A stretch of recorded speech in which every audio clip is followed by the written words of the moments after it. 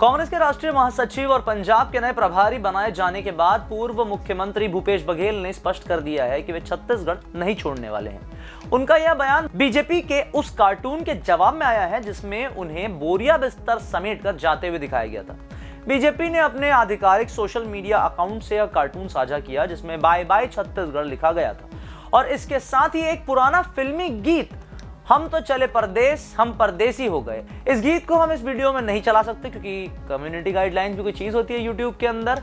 तो इस कार्टून के जरिए बीजेपी ने तंज कसा कि बघेल अब छत्तीसगढ़ की राजनीति से दूर हो रहे हैं। हालांकि बघेल ने इसे पूरी तरह से खारिज करते हुए कहा कि उनकी राष्ट्रीय महासचिव की जिम्मेदारी का असर प्रदेश की राजनीति में उनकी सक्रियता पर नहीं पड़ेगा। उन्होंने यह भी कहा कि बीजेपी की इस सोच से किसी को खुश होने की जरूरत नहीं है क्योंकि वे छत्तीसगढ़ की राजनीति में पहले की तरह ही सक्रिय रहेंगे।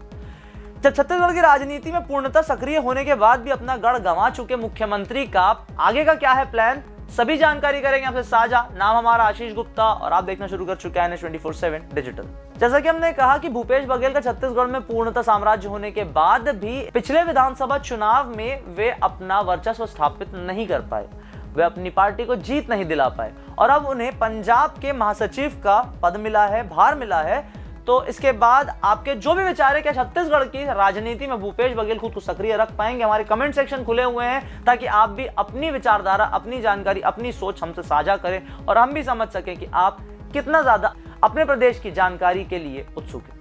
वापस खबर पर लौटते हैं। भूपेश बघेल ने बीजेपी के इस प्रचार अभियान का करारा जवाब देते हुए पूर्व मुख्यमंत्री और बीजेपी के राष्ट्रीय उपाध्यक्ष रमन सिंह पर निशाना साधा है। उन्होंने कहा है कि रमन सिंह राष्ट्रीय उपाध्यक्ष का पद संभालने के बावजूद भी 5 वर्षों तक छत्तीसगढ़ से बाहर नहीं निकले, जबकि वे खुद प्रदेश में रहते हुए भी विभिन्न राज्यों में कांग्रेस संगठन के कार्यों को पूरा कर चुके हैं। उन्होंने स्पष्ट किया कि कांग्रेस हाईकमान ने जो जिम्मेदारी उन्हें सौंपी है वो छत्तीसगढ़ की राजनीति से उन्हें दूर नहीं कर सकती। बघेल का कहना है कि चाहे संगठन से जुड़ा कोई भी कार्य हो या फिर राज्य में संबंधित मुद्दे हो, वे अपनी भूमिका पूरी तरह से निभाते रहेंगे। यह बयान साफ तौर पर दर्शाता है कि वे अपनी राष्ट्रीय जिम्मेदारी के साथ साथ प्रदेश की राजनीति में भी पूरी तरह से सक्रिय बने रहने की इच्छा रखते हैं। राष्ट्रीय महासचिव और पंजाब के प्रदेश प्रभारी के रूप में नियुक्ति के बाद भूपेश बघेल जब दिल्ली से रायपुर लौटे तो स्वामी विवेकानंद एयरपोर्ट पर उनका जोरदार स्वागत हुआ। बड़ी संख्या में कांग्रेस कार्यकर्ता वहां इकट्ठा हुए थे और जोरदार नारेबाजी भी हुई। यह भव्य स्वागत इस बात का संकेत था कि पार्टी कार्यकर्ता अभी भी बघेल को छत्तीसगढ़ की राजनीति में एक महत्वपूर्ण नेता के रूप में देख रहे हैं।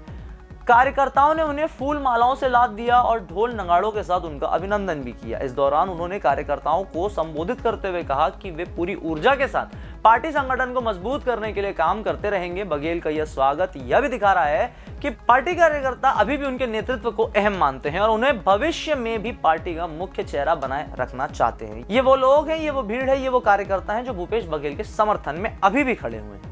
भूपेश बघेल ने कांग्रेस अध्यक्ष मल्लिकार्जुन खड़गे के बयान का भी समर्थन किया जिसमें मल्लिकार्जुन खड़गे ने कहा था कि पार्टी नेतृत्व जिसे भी किसी राज्य का प्रभार देता है उसकी सफलता या असफलता की जिम्मेदारी तय होनी चाहिए। बघेल ने इस विचार को सही ठहराते हुए कहा कि यदि किसी नेता को कोई विशेष जिम्मेदारी दी जाती है तो उसके प्रदर्शन का आकलन भी किया जाना चाहिए। इससे पार्टी की संगठनात्मक ताकत में इजाफा होता है और जिम्मेदारी का सही ढंग से निर्वहन करने वाले नेताओं को पहचानने में मदद मिलती है।